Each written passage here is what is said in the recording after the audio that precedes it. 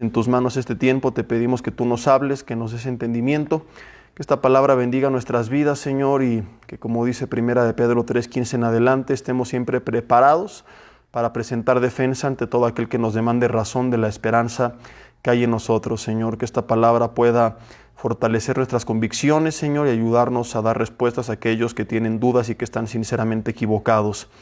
Sabemos que la fe, Señor, nunca viene por evidencias, pero a veces las evidencias, las respuestas, incluso los milagros, Señor, sirven para fortalecer nuestras convicciones que en tiempos difíciles se llegan a mover. Como Juan Bautista, que a pesar de que ya había creído, cuando le encarcelan duda y pregunta a Jesús si era él el Mesías o esperaban a otro, y con las respuestas de Jesús anunciándole a Juan lo que pasaba, la idea era que su fe se fortaleciera.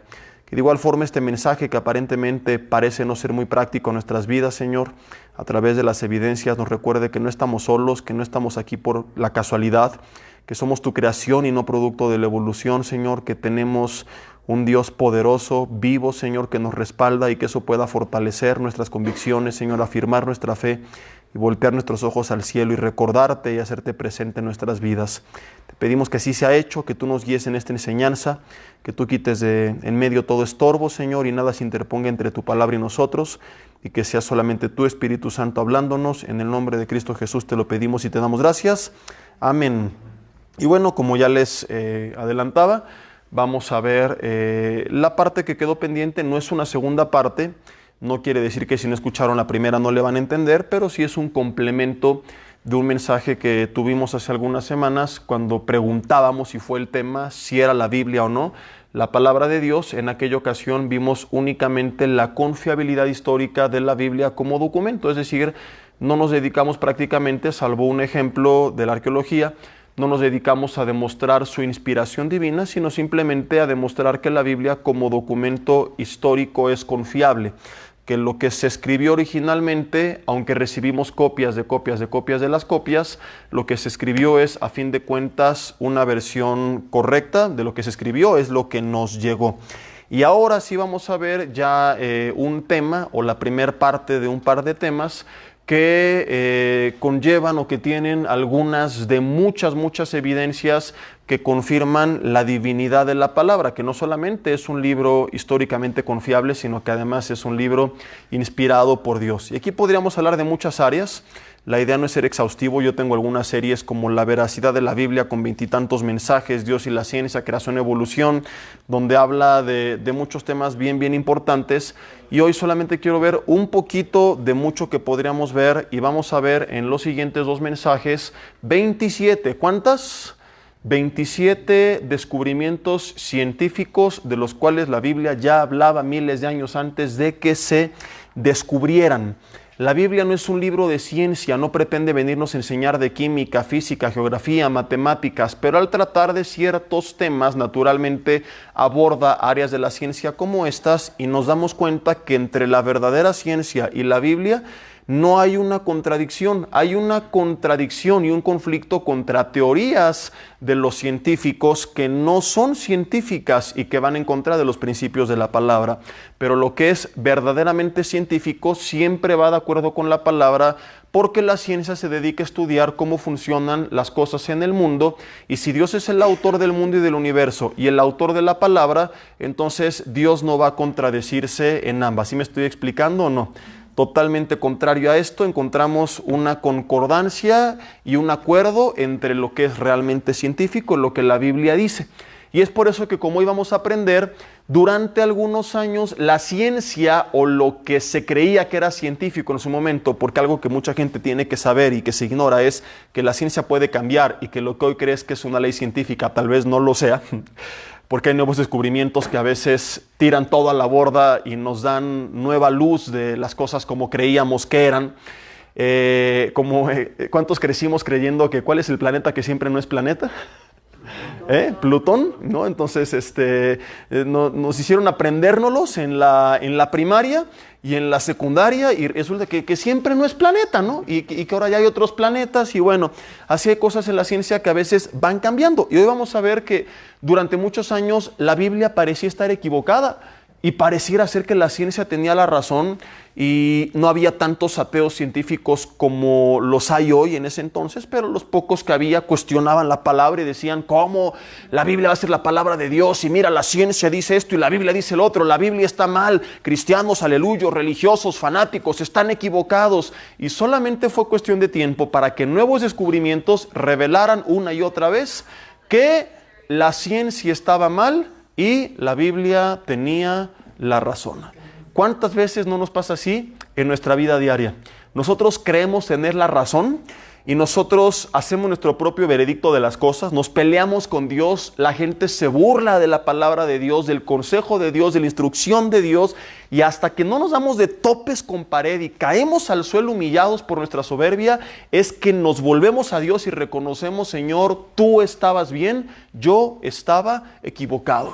Entonces, familia, tenemos dos opciones: reconocer que la Biblia es la palabra inspirada e infalible de Dios y alinearnos a su consejo, aun cuando no nos guste, reconociendo que es lo mejor para nosotros, o como este ejemplo que estoy poniendo, partiendo de esta ilustración, hacer nuestras propias leyes y solamente esperar a que pase el tiempo para darnos cuenta que no eran científicamente confiables. Gente que tiene que toparse con pared y que después de hacer berrinches termina reconociendo: Dios tenía la razón. No, que yo trato a mi esposa como quiera, yo me emborracho, a mí no me digan qué hacer, yo ando con quien quiera, hago negocios como quiera, no me molesten si soy tranza, inmoral y me acuesto con quien quiera. Y hasta que no se topan con pared y hasta que no son humillados, ¿verdad?, no reconocen que Dios tenía la razón. La Biblia dice: no seas como el caballo, como el mulo sin entendimiento, que han de ser sujetados con cabestro y con freno, porque si no, nos acercan a ti. Precedido este versículo por: te haré entender y te enseñaré el camino sobre el cual debes andar, sobre ti fijaré mis ojos. Es Dios diciéndonos: tengo lo mejor para ti, mi voluntad es buena, agradable y perfecta. Te quiero guiar en todas las áreas de tu vida, en las áreas emocionales, sentimentales, en tus finanzas, en tu salud, en tus negocios, en tu trabajo, en tu ministerio, en cada área de tu vida, en tu carácter, tu relación conmigo. Pero si no entendemos, Dios, por amor a nosotros, como el caballo y como el mulo, nos tiene que sujetar y nos tenemos que dar cuenta que estamos por un camino incorrecto para que nos alineemos al camino correcto. Y Dios lo hace no para tenernos manipulados como títeres, sino para evitarnos el sufrimiento que trae una vida alejada de la presencia de Dios. Jesús fue claro y dijo: separados de mí, nada podemos hacer. Así que vamos a comenzar a ver cuántas veces sucedió esto con la humanidad. 27, repito, descubrimientos científicos que ya estaban en la Biblia. No vamos a ver hoy los 27, a menos que hablara como Merolico. Si de por sí hablo rápido, con toda la información que tengo ahora que enseñar, pues sería prácticamente imposible poner atención. Entonces probablemente nos lleve esto 2, tal vez 3, espero que no, mensajes.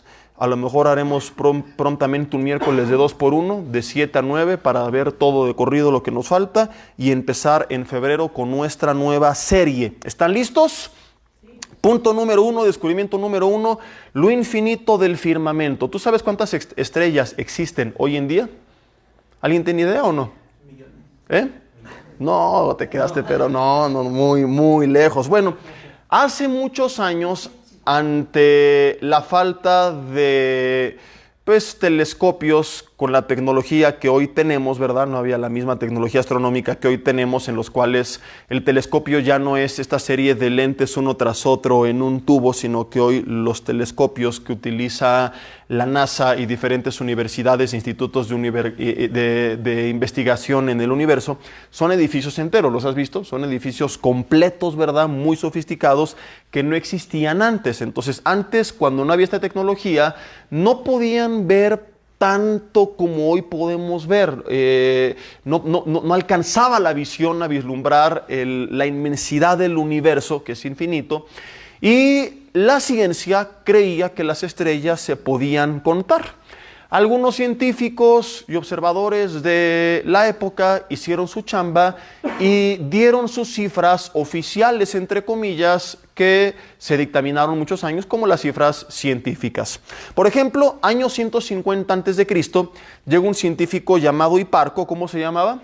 Hiparco un día no tenía nada que hacer y se pone a contar las estrellas y dice: son 1026 estrellas en total. Y todo el mundo decía: son 1026 estrellas, porque Hiparco ya se puso a contarlas, ¿verdad? Y fueron 1026 estrellas. Desperdició su vida y su tiempo este hombre. 300 años después, en el 150, pero después de Cristo, Ptolomeo las vuelve a contar. También un día que estaba aburrido, lo tronó la novia y dice, pues a ver, a contar estrellas, ¿verdad?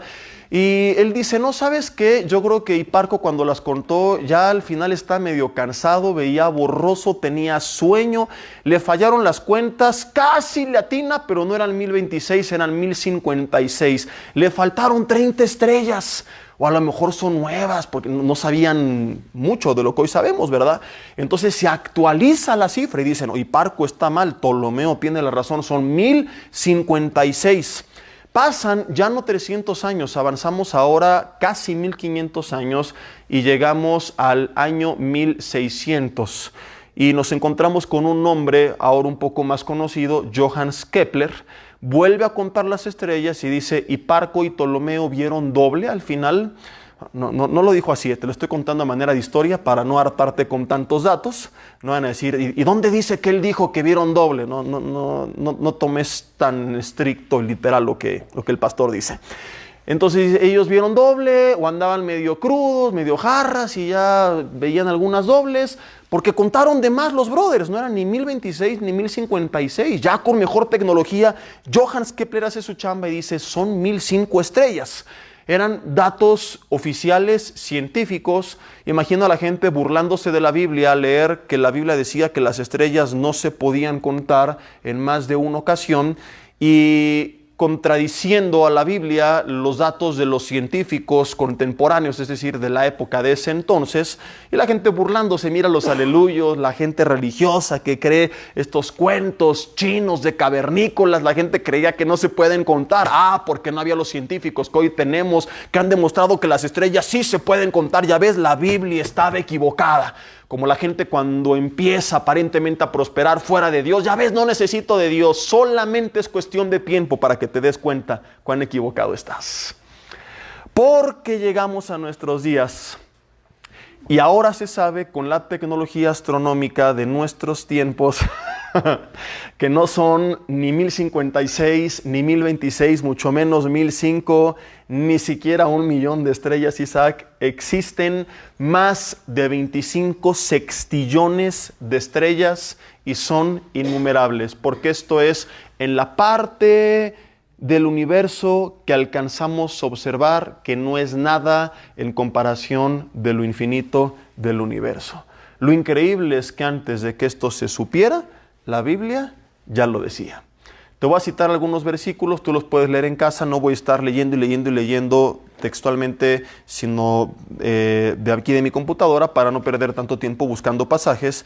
Pero Dios llama a Abraham en Génesis 15 y lo llama a salir de su tienda de campaña, le dice, mira el cielo, y en el versículo 5 le dice, cuenta las estrellas si las puedes contar. Y le dijo, así será tu descendencia. Oye, ahí no aclara explícitamente que era innumerable. Ok, capítulo 22, versículo 17, le dice textualmente para que quede más claro. Como las estrellas del cielo, y traza un paralelo entre las estrellas y la arena del mar. Y como la arena que está a la orilla del mar, así será tu descendencia. Pregunta, ¿se puede contar la arena que está a la orilla del mar? No, así la Biblia dice que eran las estrellas. ¿Qué tal que sí creían que se podía contar la arena? Bueno, hay gente que todo pone peros. Pero y Dios, sabiendo eso, se adelanta y en Hebreos 11:12 aclara, la arena del mar no puede ser contada. Así que si tú lees estos versículos, la Biblia explica claramente que las estrellas como la arena no se podían contar. ¿Quieres un versículo explícito que lo diga? Jeremías 33, versículo 22 dice, como no puede ser contado el ejército del cielo, y tienes que saber si no está relacionado con términos bíblicos, que este término ejército se utilizaba en el antiguo hebreo para hablar de todo el macrocosmos, de todos los planetas, estrellas, etcétera, etcétera. Dice, como no puede ser contado el firmamento, ni la arena del mar se puede medir, así multiplicaré la descendencia de David, mi siervo, y los levitas que me sirven. Entonces, punto número 1, antes se creía que las estrellas se podían contar y que la Biblia estaba mal. Hasta que pasan miles de años, descubren lo que la Biblia ya decía sin la tecnología que se requirió para descubrirlo. Las estrellas son innumerables. ¿Cómo supieron Moisés, autor del Génesis, y Jeremías, antes de que todo esto se descubriera, sin la tecnología que hoy tenemos, que las estrellas no se podían contar, aun cuando la ciencia los contradecía. Algunos podrán decir, fue suerte. Ok, sigamos viendo cuánta suerte tuvieron los autores de la Biblia. Número 2, la circuncisión. 1935. Estamos hablando de apenas hace poco más de 80 años, exactamente hace, ¿qué son? 65 y 20, 85 años, ¿estamos de acuerdo? Hace apenas 85 años. Dirá al de al lado, tú estabas vivo cuando esto sucedió. No hay nadie aquí que pase de los 85, ¿verdad? El profesor Hendrik Damm descubre la vitamina K, 1935. ¿Qué hace la vitamina K? Ayuda a prevenir las hemorragias en los niños. ¿Por qué? Porque esta vitamina produce una sustancia llamada protrombina. ¿Cómo se llama? Protrombina. Tú puedes preguntarle a Santo Google, que es el único santo que sí responde lo que sea que le preguntes en cuestión de segundos acerca de esta información y te la va a verificar. La protrombina ayuda en una correcta coagulación en la sangre. Si una persona no tiene niveles adecuados de protrombina, al sufrir un accidente o una operación, ella puede tener una hemorragia. Entonces es importante que esto que viene de una buena dosis de vitamina K esté en los niveles adecuados en una persona para una buena coagulación de la sangre ante cualquier accidente o una operación. Ahora, en un recién nacido, la vitamina K se produce desde el 5º hasta el 7º día del nacimiento del bebé, pero solamente al 8º día es cuando la protrombina sube arriba del 100% de lo normal. ¿Qué día? El 8º día. De modo que médicamente, ante un proceso natural, porque alguien puede decir, hoy con toda la tecnología le pone una inyección y lo hace antes lo que quieras, pero ante un proceso natural de circuncisión, sin que intervengan otros factores, inyecciones, anticoagulantes, lo que sea, médicamente hablando, tú le preguntas a cualquier médico mexicano, chino, francés, cristiano, ateo, musulmán, americanista, que le vaya al Cruz Azul, lo que sea, el mejor día para la circuncisión es al 8º día. ¿Hay aquí algún médico que me pueda confirmar esto o lo quiera contradecir? ¿No? Ok, tendrán que confiar en mi palabra, preguntarle a Santo Google o buscar un doctor. Mientras tanto, crean que no me los estoy chamaqueando. Médicamente es el 8º día, del 8º día en adelante el mejor día para practicarle un recién nacido la circuncisión. Si lo hacen antes, los niveles de protrombina están demasiado bajos y se arriesgan a que ocurra una hemorragia.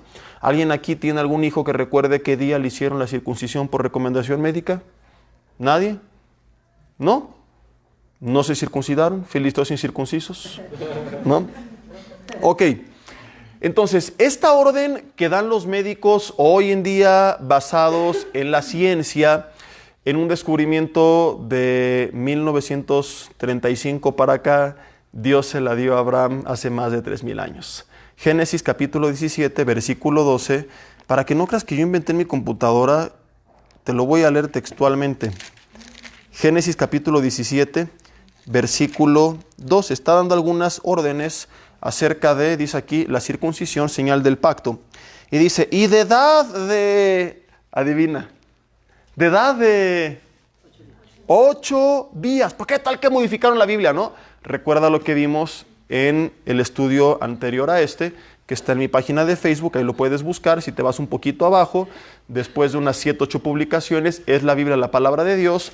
Hablamos acerca de la confiabilidad histórica del Antiguo y Nuevo Testamento. Entonces estamos leyendo una correcta traducción de lo que originalmente se escribió y ahí vimos las evidencias que nos demuestran por qué esto que estamos leyendo es lo que se escribió en otro idioma, pero esto mismo. De edad de 8 días será circuncidado todo varón entre vosotros. Esto lo decía 1500 años antes de Cristo. O sea, ¿cómo sabía Moisés 3000 años antes de la existencia de Hendrik Damm que el mejor día para circuncidar un bebé era el 8º día? Cuando él ni idea tenía de esta información médica que aparece hasta 1935. Dice, de 8 días, repito, Génesis 17, versículo 12, vas a circuncidar a todo varón entre vosotros por vuestras generaciones, el nacido en casa y el comprado por dinero, a cualquier extranjero que no fuere de tu linaje. ¿Cómo lo sabía Moisés? ¿Casualidad? Bueno, Moisés, ¿cómo no apostó a la lotería? Porque estamos viendo muchas casualidades de Moisés, ¿verdad? Sigamos viendo más casualidades. Evidencia o descubrimiento número 3, el ciclo del agua. Antes no se sabía de dónde venía el agua que caía de las nubes. Estamos hablando de cosas que hoy son muy obvias, pero tienes que ponerte en los zapatos de gente que vivió en la época. Para ellos, lo que hoy para ti es obvio y evidente, para ellos no lo era. Fue hasta el siglo XVII, en la cuenca del río Sena, que dos físicos franceses, perdón, no hablo francés, así que te voy a decir cómo se escriben sus nombres. Edme Marriotte y Pierre Perrault. A lo mejor se pronuncia, supongo, como Hermegot y Perrault o algo por el estilo. Si tú lo sabes, lo puedas pronunciar correctamente. Pero bueno, estos dos cuates son los que descubrieron el ciclo hidrológico. ¿Quiénes? Esos cuates. Digan conmigo, Hermegot y Pierre Perrault. O del original chilango, Edme Marriotte y Pierre Perrault. Así como perro, mira de lado, como tú. Bueno, descubren ellos hasta el siglo XVII que el agua que cae de las nubes después se evapora, o sea, pasa de estado líquido a gaseoso, vuelve a subir, en las nubes se condensa y vuelve a caer, y esto es un ciclo que se repite una y otra vez. ¿Sabías tú que miles de años antes que esto se descubriera, Salomón ya lo había revelado en la palabra? Eclesiastés, veamos algunos ejemplos de esto, capítulo 11, versículo 3 y Eclesiastés capítulo 1, versículo 7. Tienes en el Antiguo Testamento a los Salmos, después de ahí viene Proverbios y luego Eclesiastés para que no lo busques después de Génesis. Eclesiastés capítulo 11, versículo 3. Si las nubes fueren llenas de agua, y muchos dicen, obvio, pero en ese tiempo no se sabía, sobre la tierra la derramarán, y el árbol, y bueno, ya dice, ¿no? Si el árbol cayera al sur o al norte, en el lugar que el árbol cayera, ahí quedará. En el capítulo 1, versículo 7, es un poco más claro y da más información.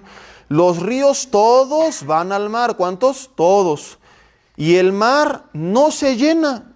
Dice, al lugar de donde los ríos vinieron, allí vuelven para correr de nuevo. ¿De dónde se llenan los ríos? Del agua que cae de las nubes. Salomón está revelando que el agua vuelve allí. Job, capítulo 36. Si quieres que nos dé información un poco más clara, vamos a Job, un poco para atrás. Job, capítulo 36.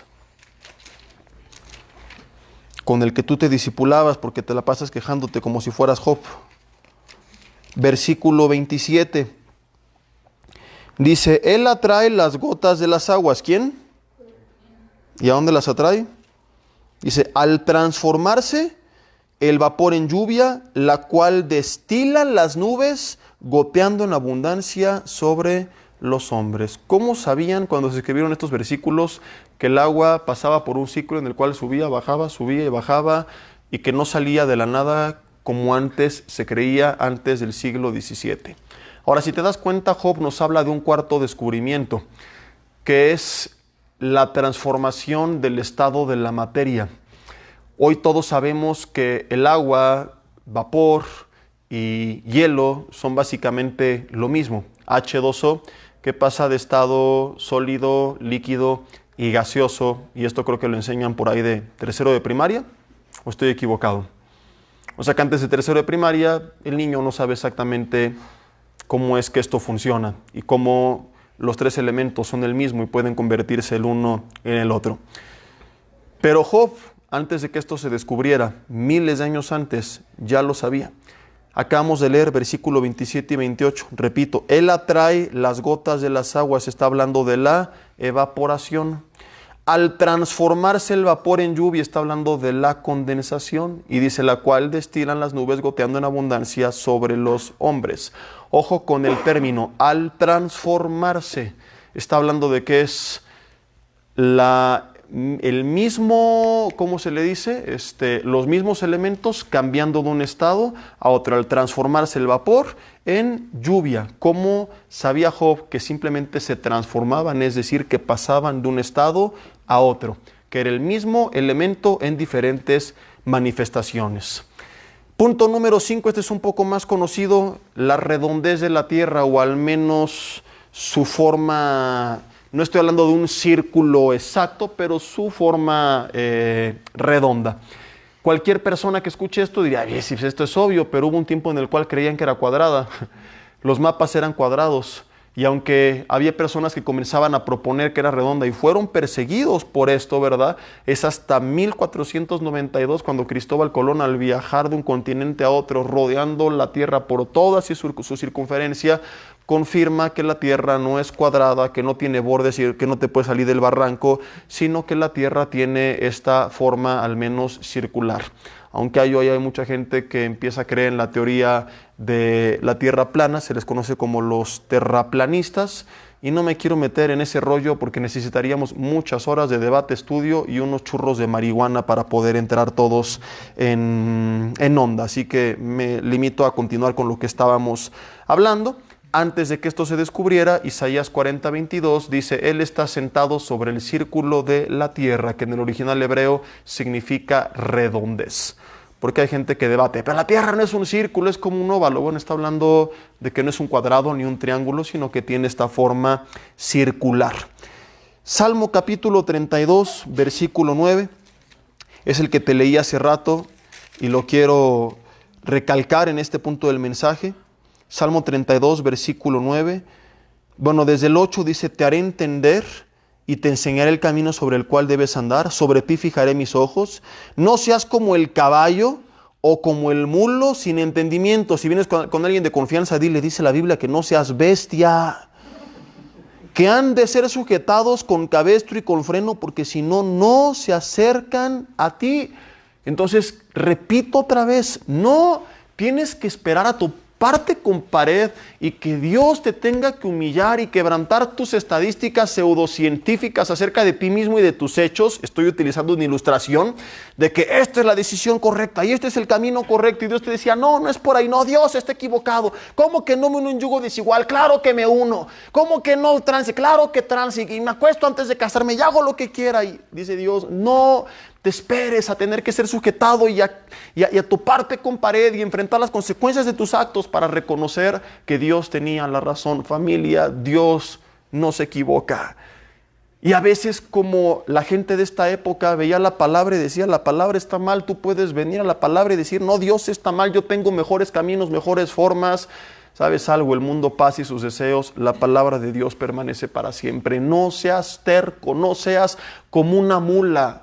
No hay necesidad de tener que ser sujetados con cabestro y con freno. Yo es una de las oraciones que constantemente le pido al Señor. Señor, sé que mi vida no es perfecta, sé que me equivoco, sé que cometo errores.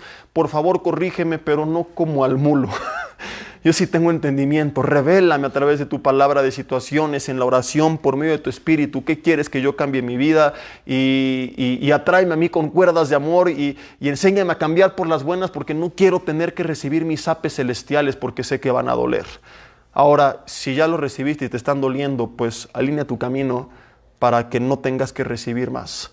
Para que no andes ahí como caballo. El caballo no entiende tu voz. No le dices derecha y izquierda, derecha. Tiene que ir sujetado con cabestro, ¿verdad? Y tienes que meterle freno, porque si no, se descarrila y va donde le da la gana. Y a veces así andamos. Dios nos habla, derecha, y tú y yo. No te unas en yugo desigual. Pasa tiempo con tu esposa. Juega con tus hijos. Y Dios tiene que quebrantarnos para que volvamos en sí y reconozcamos que íbamos por un mal camino. No es necesario si tú eres sensible a la dirección de su palabra. Seguimos, descubrimiento número 6, el peso del viento. Vamos a ver lo que dice Job, en Job capítulo 28, versículo 24. Job tiene muchos descubrimientos, estoy mencionando solamente algunos, pero tiene muchos porque él entra en una plática con Dios. Cuando le empieza a reclamar, se quiere poner con Sansón a los trancazos, como dice el dicho. Y Señor, ¿y por qué? Y dice Dios, a ver, Job, ¿dónde estabas tú cuando yo ponía los fundamentos de la tierra, cuando yo separaba las aguas y hacía esto, aquello y el otro? Y entonces Job dice, no, nada más andaba aquí de chismoso hablando a lo tonto, Señor. No hay forma de que puedas debatir con Dios. Pero en esa plática, pues Dios revela muchas cosas de la creación sin la intención de enseñarnos ciencia, pero como te decía al principio, ¿no? Enseñándonos cosas del universo que Él creó, y si la ciencia se dedica a descubrir cómo funciona el universo, pues no hay contradicción entre lo que está revelado en la palabra y lo que es verdaderamente científico. Job 28, versículo 24 dice, porque Él mira hasta los confines de la tierra y ve cuánto hay bajo los cielos, al dar, ¿qué da? Peso al viento y poner las aguas por medida. Las aguas, dicho sea de paso, no se salen. Estamos viendo 27, pero podríamos ver muchos más descubrimientos y evidencias, ¿verdad? Entonces, es increíble que pues, las aguas se mantengan en su lugar. Y sabemos que esto ocurre a través de la gravedad, pero son leyes que en su momento no se sabían y que la Biblia implícitamente hablaba de ellas. En este caso quiero enfocarme en el versículo 25, al dar peso al viento. Esto se supo hasta 1630, cuando Galileo Galilei inventó el barómetro. ¿Qué inventó? El barómetro, que no es para ver qué tan varón o qué tan macho eres o qué tan amanerado, no, es un aparato que sirve para medir la presión atmosférica. Hasta 1630 se pudo medir la presión o el peso del viento. Antes no se sabía ni siquiera que el viento se podía medir. Sin embargo, la Biblia lo afirmaba más de 3000 años antes. Descubrimiento número 7, la fuerza gravitacional que sostiene a los planetas. Llegaste a ver estos libros de enseñanza de la antigüedad donde estaba la Tierra sobre una tortuga cargada por Charles Atlas, porque se creía que la Tierra estaba sostenida sobre algo o sobre alguien. Hasta 1687 que llega Isaac Newton y basándose en la tercera ley de Kepler, llega a la conclusión que existe una fuerza gravitacional que mantiene a los planetas en equilibrio, que lo que hace que no salga volando todo por todas partes es la fuerza de la gravedad. Y bueno, esto es algo un poco complejo de explicar, pero la mayoría sabemos un poco al respecto. La conclusión es que la Tierra está en medio del espacio sostenido únicamente por esa fuerza gravitacional, no por algo ni por alguien. Antes de que esto se descubriera y cuando la ciencia decía lo contrario, la Biblia afirmaba lo que hasta 1687 Isaac Newton descubrió. Job 26, versículo 7. Dice, Él extiende el norte sobre vacío, cuelga la tierra sobre una tortuga, dice, sobre Charles Atlas, sobre nada. ¿Y sobre qué cuelga la tierra? Sobre nada. Entonces, hoy es obvio, pero ponte en sus zapatos, como lo supo Job en su tiempo cuando esto no se sabía.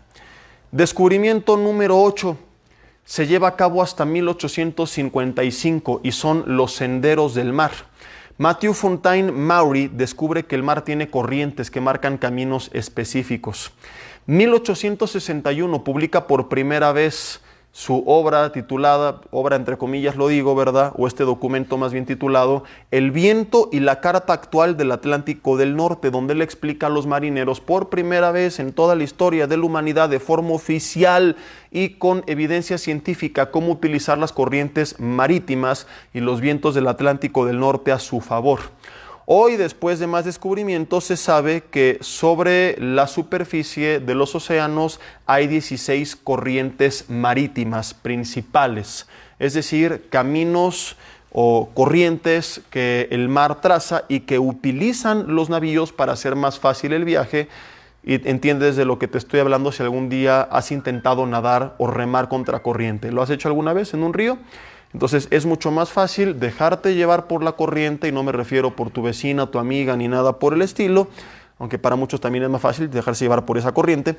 Es más fácil eso que ir en contra de la corriente. Entonces los barcos, en la medida de lo posible, ¿verdad?, sobre todo los cargueros, para reducir costos, para ahorrar en su viaje, pues se valen de utilizar, con el fin de disminuir el gasto de combustible, de estas corrientes marítimas. Antes de que Matthew Fontaine Maury lo descubriera, pues los viajes eran no solamente más costosos, sino también más tardados, porque a veces, sin darse cuenta, ellos iban contra corriente, contra los caminos específicos, fijos, marcados por el océano. Más de 3000 años antes de que Matthew Fontaine Maury los descubriera, mira lo que dice el Salmo capítulo 8, versículo 8. Un poquito más hacia adelante de Job. Salmo 8, versículo 8.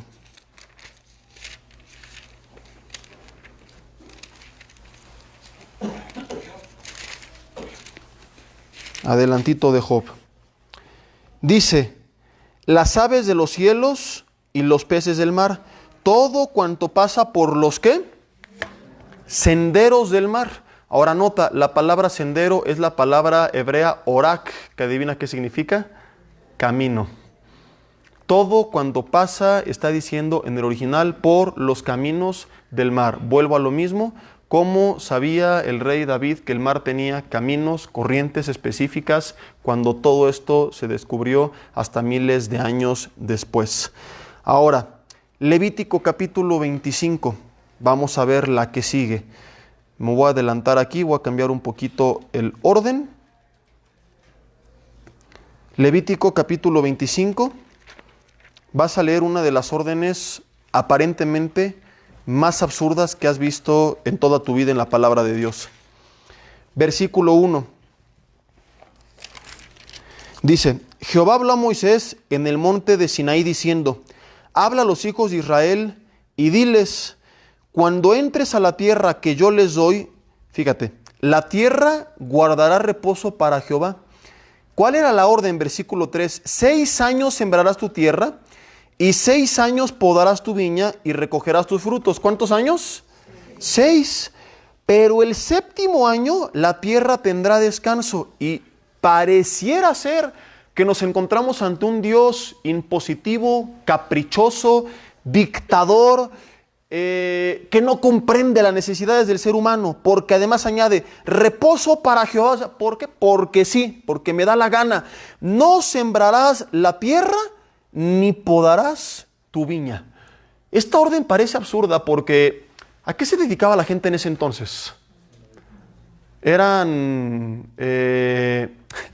Estás hablando 1500 años antes de Cristo que se escribe esto, y probablemente era un orden que recibieron mucho tiempo antes. O sea que estamos hablando hace más de 3500 años, hermanos. No había gente que trabajara en Uber, o sea, no pedían camellos por una aplicación, ni había de lunes a viernes, y no había centros comerciales, y no había tantas cosas que hoy tenemos, pues gracias a la tecnología y a los avances de la ciencia. En ese entonces que no había la revolución industrial y científica y tecnológica que hoy tenemos, las chambas eran básicamente agricultura y ganadería.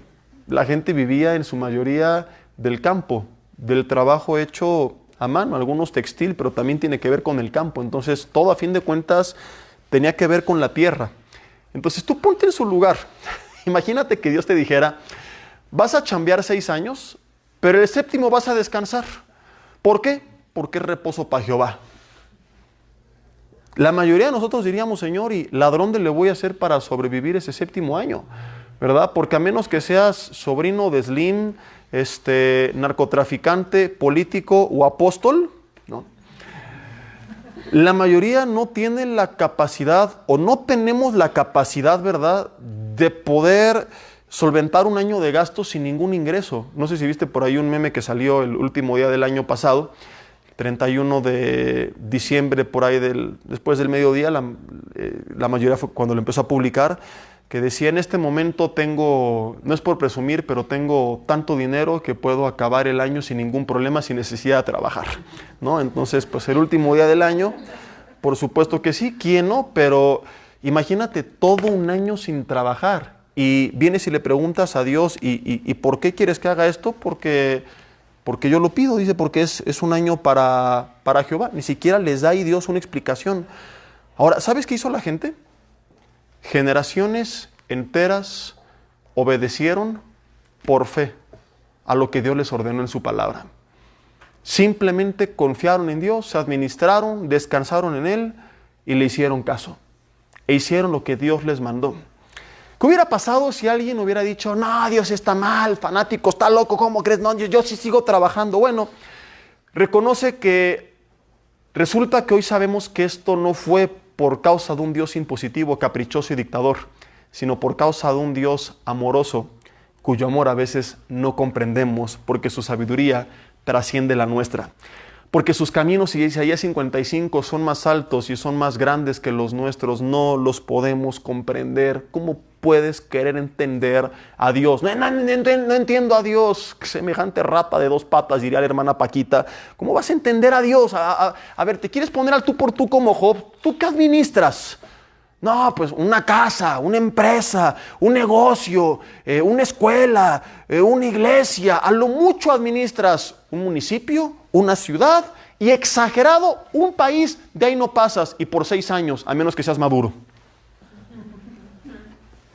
Y ojalá que no vayamos para allá tampoco nosotros.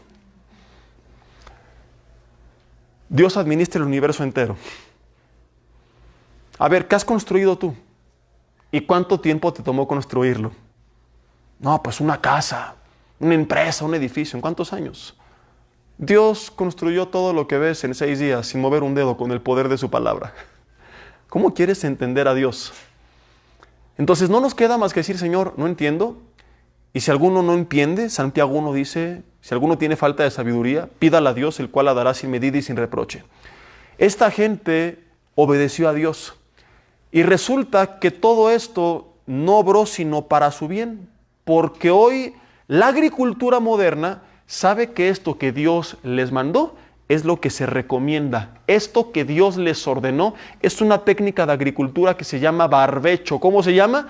Barbecho. ¿Qué es el barbecho? Consiste en dejar descansar la tierra de vez en vez según los procesos por los que ha pasado y cuánto se ha sembrado, para que en ese tiempo recupere sus nutrientes que pierde mientras está siendo cultivada. Tú únicamente puedes omitir el barbecho cuando los nutrientes se reemplazan con fertilizantes artificiales, con químicos y abonos, tecnología que no tenían en ese entonces, que hoy utilizan los agricultores para no dejar de hacer negocio y mantener la tierra trabajando, pero que a fin de cuentas también trae daño al ser humano, porque hoy hay cada vez más información acerca de todos estos químicos dañan a la salud, por lo cual mucha gente opta por comprar alimentos orgánicos. A lo mejor hay algunos aquí que lo hacen y gloria a Dios por sus vidas, que el Señor bendiga sus carteras y los multiplica abundantemente, porque algún día nosotros lo intentamos hacer, pero resultó inviable porque son en su mayoría carísimos. Entonces, si tú quieres un alimento sin fertilizantes, químicos y abonos, tiene que ser orgánico sí o sí, que a fin de cuentas resulta lo mejor para la salud del ser humano. En nuestros tiempos, ante tanta demanda, pues es imposible que los agricultores hagan todo de forma orgánica. En esos tiempos, que era menos la población, menor la demanda, el mejor alimento con la mejor calidad para la mejor salud posible era a través de procesos naturales. Y para que la tierra no se volviera infértil con el paso del tiempo, tenían sí o sí que dejar descansar la tierra. Es una técnica, familia, que se comenzó a llevar a cabo en Europa hasta la Edad Media, específicamente en el año 476, cuando por primera vez se lleva a cabo la técnica del barbecho, no por capricho de nadie, sino porque era lo mejor para el agricultor y para el consumidor. Si alguien se ponía sus moños y en contra de Dios decía, pues yo no le hago caso y voy a hacer lo que yo quiera, ok, ¿sabes qué iba a pasar? Seguirían cultivando algunos años más, pero era tarde o temprano, cuestión de tiempo, para que su tierra se volviera estéril. Digan conmigo, uyuyuy, ay, ay, ay. Y entonces voltearan al cielo, Señor, ¿por qué no me bendices? No, perdona. Yo sí te bendije, tú rechazaste mi bendición al desobedecerme. Yo te hablé, lámpara es a mis pies tu palabra, lumbrera a mi camino, la palabra dirige dónde pisas para que no tropieces, dónde caminas para que no te pierdas, de modo que si tropezaste o te perdiste es porque apagaste la lámpara, no porque yo me aparte de ti. Dios no se aparta ni deja de alumbrar, somos nosotros quienes cerramos su palabra o ignoramos el consejo de su palabra, nos metemos en problemas y luego lo más fácil, en vez de arrepentirnos y ponernos a cuentas con Dios, es culpar a Dios del desastre que nosotros provocamos. Y así está la vida de mucha gente. Voltea a ver y dice, Señor, mi vida es estéril. ¿Por qué? ¿Por qué me pasó esto? ¿Y por qué, Señor, no tengo gozo? ¿Y por qué no tengo paz? ¿Y por qué mi familia está dividida? ¿Y mis finanzas y mis sueños? ¿Y los planes que tenías para mi vida? Y a lo mejor es un tiempo de desierto a través del cual Dios va a obrar en tu vida si tú has sido obediente. Pero a lo mejor tienes que reconocer que no es un desierto en el que Dios te metió, sino en el que tú te metiste. O en el que Dios te metió, pero no para que te quedaras en él, como algún día lo vimos, un desierto que tenías que cruzar en 15 días, que era para forjar tu carácter, y tú lo convertiste en tu lugar permanente de residencia, un lugar que era de paso, lo ocupaste como un lugar para anclar tu tienda de campaña y asentar ahí tu territorio. Porque tal vez fue más fácil eso que obedecer y seguir avanzando rumbo a Canaán, donde había una ciudad donde fluye leche y miel, pero implicaba pelear.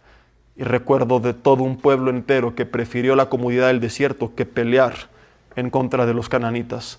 Que por cierto, dicho sea de paso, luego culparon a Dios por su desierto. Cuando le reclaman a Moisés y Aarón, ¿para qué nos sacaron de Egipto? Para traernos este desierto y hacernos morir. No, perdón, Dios los sacó para llevarlos a Canaán. Ustedes son los que no lo quisieron. Ustedes son los que lo rechazaron. Y así es el ser humano a veces. Dios nos llama, rechazamos su palabra, nos metemos en un desierto y luego lo culpamos a Él de lo que nosotros provocamos. Y no es con la idea de traer culpa, ¿verdad? Ni te quiero recordar el comercial del IFE de te lo dije, pero pues sí te lo dije. Todo lo que el hombre sembrare, eso también segará. Siembras para la carne, de la carne segarás corrupción, Gálatas 6 del 7 al 8, siembras para el espíritu, del espíritu segarás vida. Y no es con la idea de traer culpa y cargas, sino de corregir nuestro camino, aprovechar que la misericordia de Dios es nueva cada mañana y hoy nos permite ponernos a cuentas con Él y decirle, Señor, siempre tuviste la razón, yo estaba equivocado, perdona mi terquedad, mi desobediencia, no te hice caso, Señor, me metí en esta relación y salí lastimado, ni siquiera te consideré, perdóname, y venir a Él y dejar que Él nos sane, nos restaure, Señor. Me dijiste que tuviera contentamiento, no lo tuve, ando súper endeudado, ya no sé ni cómo pagar. Me dijiste que trabajando sosegadamente comiera mi propio pan, pero fui flojo. Me dijiste que pasara tiempo con mis hijos, no lo hice y se están alejando. Padre, que amara a mi esposa, que respetara al marido, no lo hice y mi matrimonio se está perdiendo, pero dame una oportunidad de hacer lo que tú me mandas, aunque implique dejar de descansar la tierra un año, es decir, aunque atente contra mis intereses, contra mi lógica, contra lo que yo creo que es humanamente correcto, y decirle, Señor, decido creerte, y aunque crea que no me conviene y piense que hay mejores opciones, te voy a hacer caso. Y con el paso del tiempo descubrirás que lo que Dios te decía, aunque aparentemente no te convenía, siempre fue lo mejor y siempre será lo mejor. Porque, hermanos y hermanas, no hay mandato en la palabra que sea un capricho divino. Algunos en apariencia lo son, como este. Y mucha gente lo leyó y lo puso en práctica por obediencia y por fe. O lo puso en práctica en obediencia por fe, más bien dicho. Pero durante años, toda la gente que vivió hasta antes de Cristo no tuvo una explicación de este mandato. Y toda la gente creyente en Dios, que leía la palabra y ponía a práctica esto, no sabía por qué. Simplemente lo hacían para honrar a Dios. Y vivieron, obedecieron y murieron sin saber que todo esto siempre fue porque Dios los amaba.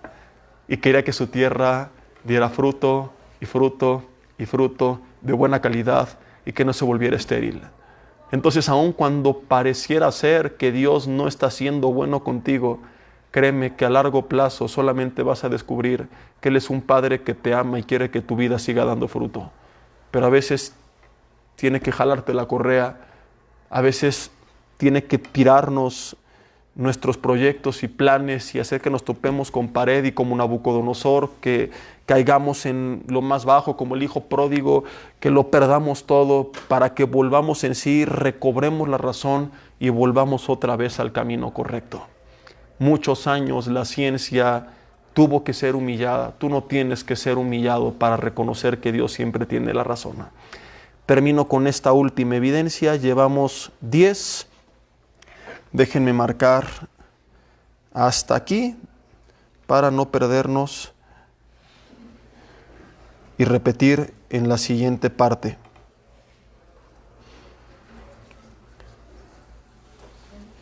No sé para qué las pongo en orden si acabo haciendo lo que me da la gana. Así que voy a marcar las que ya vimos y concluyo con esto.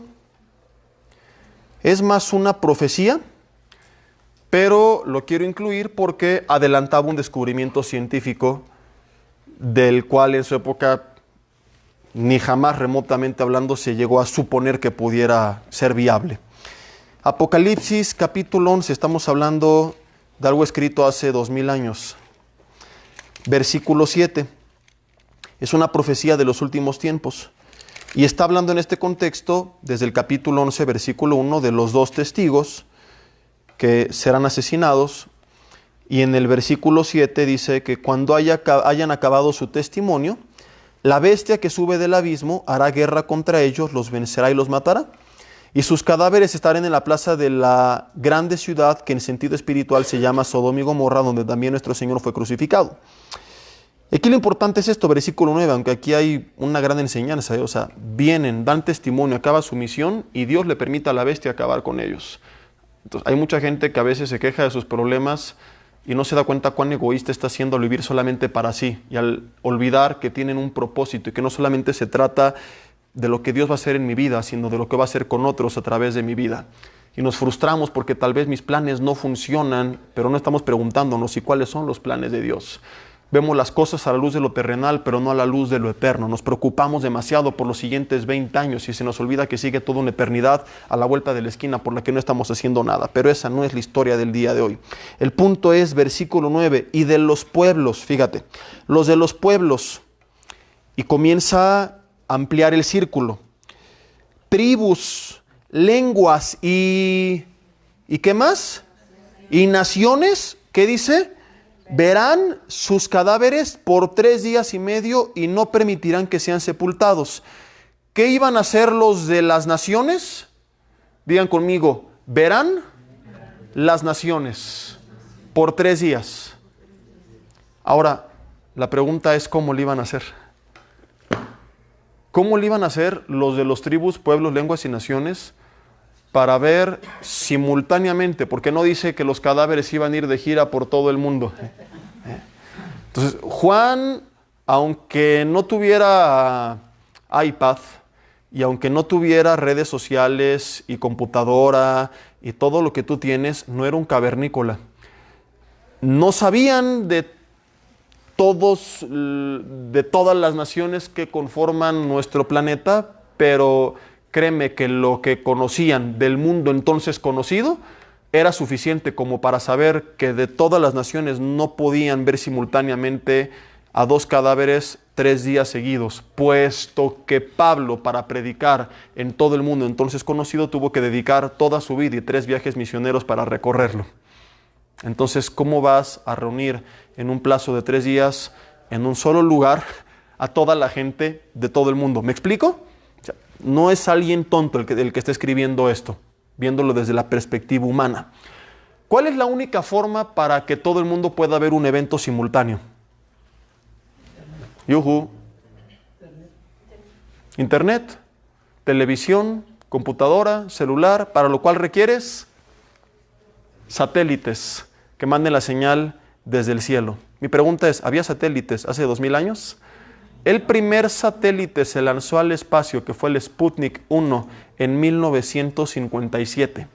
Para ti, para mí esto suena tonto. Ay, ¿y esto qué? Vuelvo a lo mismo. Para que este mensaje pueda adquirir su debida importancia, tienes que ponerte en los zapatos de la época y ubicarte en el contexto histórico en el cual estamos leyendo que se escribieron estos versículos. Hace 2000 años, cuando no existían los satélites, cuando la gente pasaba la información de forma verbal, se le conoce como la tradición oral, le llama el catolicismo, ¿verdad? Y por eso no se puede confiar en ella, porque se fue corrompiendo tanto que alteraron todo lo que se había inspirado, y por eso Dios preservó su verdadera palabra en la palabra. Pero la historia se construye a veces a base del testimonio oral de las personas y también del testimonio escrito, ¿verdad? De cartas que pasaban de mano en mano para que alguien se enterara de un evento, y a veces pasaban meses o años para que algo que había ocurrido en otra nación llegara a ser conocido por habitantes de otra nación muy lejana. Porque si de por sí, imagínate, el servicio postal mexicano es lentísimo y a veces aún por Amazon las cosas enviadas no te llegan al otro día con toda su tecnología, hay cosas que tienes que esperar, ¿verdad? Yo llevo más de un mes esperando un cargador para mi rasurador y los desgraciados no me la mandan y quedó de llegar el 6 de enero, aleluya. Y no es para sacar mi amargura, pero es solamente un ejemplo. Entonces, ¿en qué estaba? Aún con toda nuestra tecnología, la información a veces tarda en llegar. Imagínate en ese entonces. ¿Cómo Juan pudo en su mente concebir que todo el mundo iba a ver un evento simultáneo por 3 días? Hoy es normal. Hoy tú prendes la tele y puedes ver a las gloriosas Águilas, ser el equipo más ganador de México, aleluya. Hoy tú puedes ver al Cruz Azul en todo el mundo, ver perder una y otra vez la final, sea cual sea, contra quien la juegue, el resultado siempre va a ser el mismo. ¿Cuántos dicen amén? Porque lo único que es lo mismo ayer, hoy y siempre es la Biblia y las finales del Cruz Azul. Eso nunca va a cambiar, ¿verdad? Siempre va a ser lo mismo, siempre las van a perder. Pero hace más de 1800 años esto no era posible porque no había satélites. Entonces un evento por sentido común no podía ser visto por todo el mundo de forma simultánea. Juan, inspirado por el Espíritu Santo, tiene una visión de esto y nos revela en su palabra lo que en su momento era inconcebible. Algún día la tecnología aumentaría tanto, y Juan lo vio, que todo el mundo podría ver simultáneamente, sin importar dónde viviera, un mismo evento, al mismo tiempo, por 3 días consecutivos. A través de la televisión, de internet, del celular, por medio de las señales recibidas por los satélites. La Biblia habla aquí implícitamente de un invento científico que se llevó a cabo hasta 2000 años después. Imagínate la gente que leyó esto durante años diría, ¿de cuál se fumó Juan para pensar que esto va a ser posible? ¿Cómo le van a hacer? No entendían, simplemente creían. Hermanos, a Dios no lo tenemos que entender, lo tenemos que obedecer. Te pones a dialogar, debatir con Él, vas a salir perdiendo. Es como que tu hijo de 1 año te quiere convencer de que tú estás mal en una receta de comida que él en su vida ha probado. Te llegó a pasar que te decía, no me gusta, ni lo has probado, se ve feo, pero créeme que te amo y te prepare lo mejor. No, no quiero que te lo tragues, digo que te lo comas, mi amor, y se lo come. Ay, qué rico, quiero más. Así es Dios. A veces ves lo que Él te presenta y dices, no, no me gusta. ¿Ya te lo comiste? ¿Ya obedeciste? No. Entonces cállate, pruébalo, y cuando veas el resultado, vas a decirle, Señor, no se veía bueno, pero me encantó. Quiero más. El mundo pasa y sus deseos, la palabra permanece para siempre. Continuaremos viendo en la siguiente clase el resto de los descubrimientos. Llevamos apenas, ya me perdí con la numeración, 9, 10, 11. No, llevamos 11. 11 y nos quedan 16. Así que vamos a orar, concluimos con esto. Señor, te damos gracias por tu palabra en esta noche, por todo lo que hemos aprendido, Señor, tanto en la parte apologética como práctica. En la parte apologética, pon gente en nuestro camino a quienes podamos bendecir con esta información, Señor. Y en la parte práctica, reconocemos que a veces, como la ciencia, hemos sido soberbios y hemos creído tener la razón por encima de tu palabra. Tal vez no lo decimos, Señor, de forma explícita, pero es lo que demuestran nuestros hechos al rechazar tu palabra sistemáticamente una y otra vez. A gritos te decimos con nuestros hechos, Dios, tú estás mal, yo tengo la razón, sé lo que estoy haciendo. Hoy reconozco que he estado equivocado, que tú siempre has tenido la razón, Señor.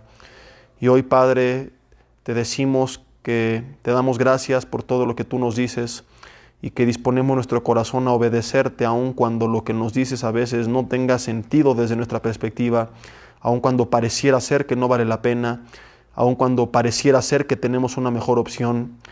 La historia se ha cansado de darnos ejemplos de gente que trató de hacer las cosas a su manera y parecía mejor y no trajo más que consecuencias. No vayamos tan lejos, preguntémosle a Abraham, ¿qué provocó una decisión que llevó a cabo fuera de la obediencia a ti, queriéndote echar la mano? No queremos de igual forma, Señor, seguir trayendo más consecuencias. Queremos caminar con la luz de tu palabra, iluminando nuestros pies y nuestro camino, mostrándonos cada pisada y cada sendero que hemos de tomar. Perdónanos, Señor, si hemos sido rebeldes. Ayúdanos, porque a veces somos torpes, a veces en nuestra carne fallamos, flaqueamos, Señor, pero te pedimos que cuando nos desviemos, tú nos reorientes al camino correcto, Señor, y que seamos humildes y sensibles para reconocer cuando nos hemos desviado y volver a las sendas antiguas, volver al camino correcto. Señor, dejaremos descansar la tierra ese 7º año. Señor, haremos lo que tú nos mandes, aun cuando según nuestra perspectiva no tenga sentido. Creemos que aun cuando no sabemos por qué, lo que tú nos dices siempre será lo mejor, pues tu voluntad es buena, agradable y perfecta. Descansaremos en ti, esperaremos en ti, y como dice Proverbios, descubriremos, Señor, que el camino del justo es como la luz de la aurora.